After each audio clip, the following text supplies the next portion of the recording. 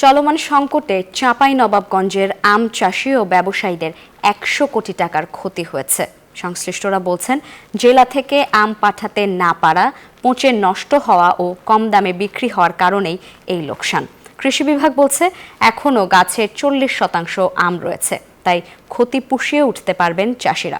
মোহাম্মদ রফিকুল আলমের পাঠানো তথ্যচিত্রে desk report.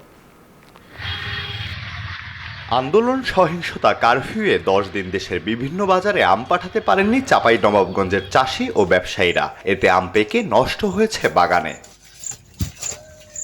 চাষিরা বলছেন, ক্ষতি এড়াতে স্থানীয় বাজারে আম বিক্রি করতে হয়েছে কম দামে। এতে লোকসান গুনতে হচ্ছে তাদের। কারফিউ থাকার কারণে মানুষজন বাইরে বের হতে না পারার কারণে কিংবা রাস্তায় গাড়ি না থাকার কারণে আমাদের যে আমগুলো বাইরে যাওয়ার কথা ছিল, সেই আমগুলো আমরা অনেক পচে নষ্ট হয়েছে। আমের বাজারটা শুরুতে একটু ভালো ছিল, শেষের দিকে এসে একবারই খুবই খারাপ হয়ে গেল।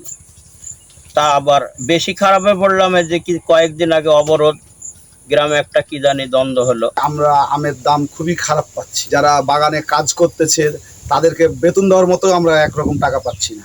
কৃষি অ্যাসোসিয়েশনের তথ্য মতে গত 10 দিনে ৩৫,০০০ মেট্রিক টন আম যাওয়ার কথা ছিল দেশের বিভিন্ন বাজারে। বেচাকেনা হওয়ার কথা ছিল ২৫০ কোটি টাকা, কিন্তু কিছু আম কম দামে বিক্রি করায় লোকসানের অঙ্ক দাঁড়িয়েছে ১০০ কোটি টাকা। গত 10 দিনে মোটামুটি বলতে পারি যে আমরা অ্যাপ্রক্সিমেটলি ভাবছি প্রায় ১০০ কোটি টাকা মতো লস হয়েছে আমাদের চাষিদের। কারণ পাকা আমগুলো আমরা বিক্রি করতে পারছি না। অনেক বাগানে আমরা যেটা করেছি যে আমরা লেবারের টাকা দিতে পারছি না। আর্থিক ক্ষতির পরিমাণ নিরূপণ করতে না পারলেও কৃষি বিভাগ জানিয়েছে, এখন মোট উৎপাদনের ৪০% আম রয়েছে গাছে। এই আম বিক্রির পর লোকসান অনেকটাই পুষিয়ে নিতে পারবেন চাষি ও ব্যবসায়ীরা। এখন স্বাভাবিক হয়ে আসছে এবং আবার কিন্তু আমের যে দামটা আপরাইজ হচ্ছে, ঊর্ধ্বগতিতে আছে এবং আশা করছি যে সাময়িকভাবে কিছুটা তাদের লাভের অঙ্ক কমে গেছে। আমরা ক্ষতিগ্রস্ত ঠিক বলবো না, অর্থাৎ যেটি আশা করেছিলেন সেটি পাননি।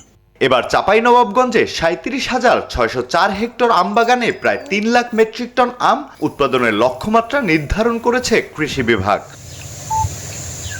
Desk report, news 24।